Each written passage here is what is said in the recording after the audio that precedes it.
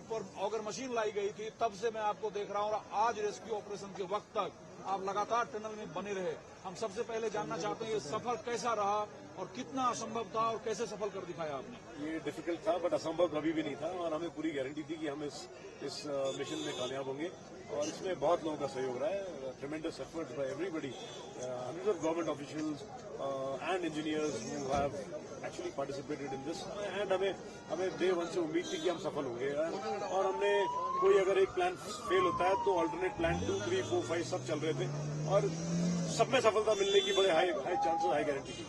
मैं सबसे ज्यादा आपके साथ संपर्क में था। आप जब भी बाहर आते थे हम लोग मायूस होते थे। आप कहते थे कि ऑपरेशन सफल होगा, वक्त लगेगा लेकिन होगा।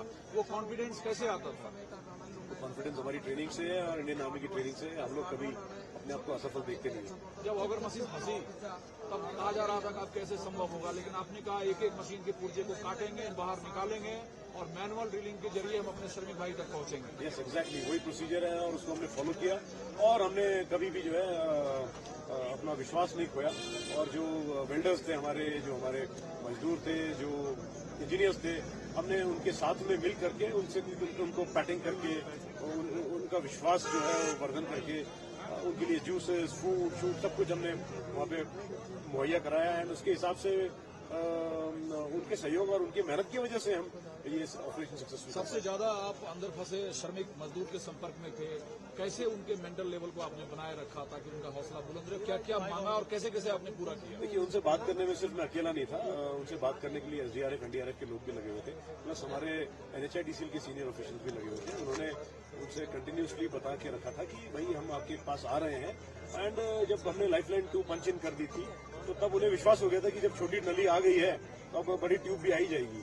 लेकिन ये जो ऑपरेशन हुआ ये सिर्फ महज रेस्क्यू ऑपरेशन नहीं है। दुनिया जब भारत के इस कारनामे को देखेगा और अंत में जब इंडियन आर्मी के हवाले किया गया इस कारनामे को देखेगा तो ये जरूर बताएगा कि भारत की शक्ति, सामर्थ्य जो है वो इस लायक है कि वो किसी भी चुनौती का सामना कर अपने लोगों को बचा सकता है। यस, एग्जैक्टली मैं यही बहुत लोगों को बता चुका हूँ कि ये जो ऑपरेशन है ये बेसिकली हमारे देश के जो सामर्थ्य है, उसकी जो माइट है, उसको दर्शाता है और ये दर्शाता है कि हम जो है एक अभी शक्तिशाली कंट्री है जिसके पास रिसोर्सेज की कोई कमी नहीं है एंड हमारी जो गवर्नमेंट है वो एंड हमारी जो ऑर्गेनाइजेशन है बहुत स्ट्रांग है, सक्षम है। इसमें सारी ऑर्गेनाइजेशन की मैं प्रशंसा करना चाहूंगा। एनएचआईडीसीएल हो, आप इस 17 दिनों में 17 घंटे भी सो पाए? नहीं सोया हूँ मैं, कभी कभी 26 घंटे जागा हूँ मैं और अदरवाइज मैं 4 घंटे, 3 घंटे, कभी 5 घंटे इस तरह से मैंने नींद निकालने की कोशिश की है और तभी मैं फिर रिफ्रेश होकर के दूसरे दिन फिर से काम में लगा। जब श्रमिक सबसे पहले बाहर आए क्या प्रतिक्रिया थी? प्रधानमंत्री मोदी क्या कुछ जानना चाह रहे थे?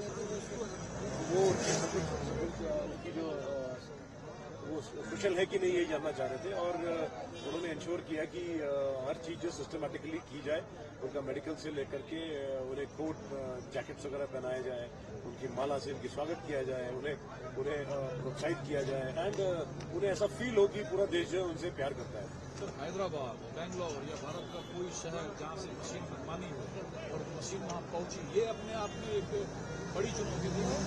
यही हमारे देश का सामर्थ्य है कि जो दर्शाता है कि हमारे पास जो है C-17 ग्लोब मास्टर जैसे प्लेन है, C-130 हर्कुलिस जैसे प्लेन है, जैसे हमने इक्विपमेंट मंगाया, ट्रेन से इक्विपमेंट मंगाया, ट्रक से इक्विपमेंट मंगाया एंड कहीं भी जो है हमने कोई भी ऐसा कोना खाली नहीं छोड़ा कि जिसमें लोग ये कह सकें कि यार इनके पास ये सामान नहीं है।